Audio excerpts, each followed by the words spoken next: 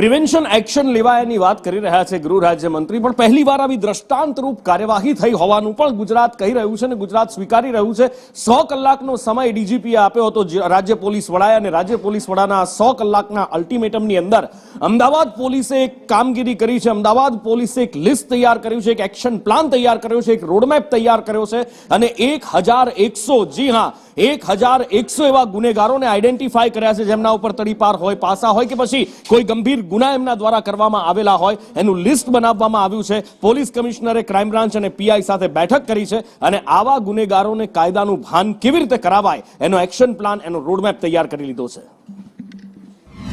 તમામનો ગુનાહિત રેકોર્ડ શું છે, ક્યાં બેઠક છે, સાંજનો છે, ટાઈમિંગ શું છે અને ત્યાં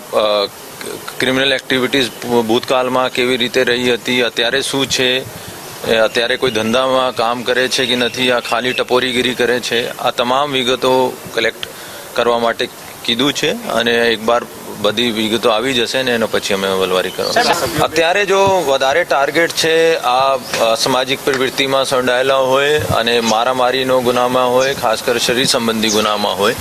એવા લોકોનો અમે માહિતી એકઠી કરી।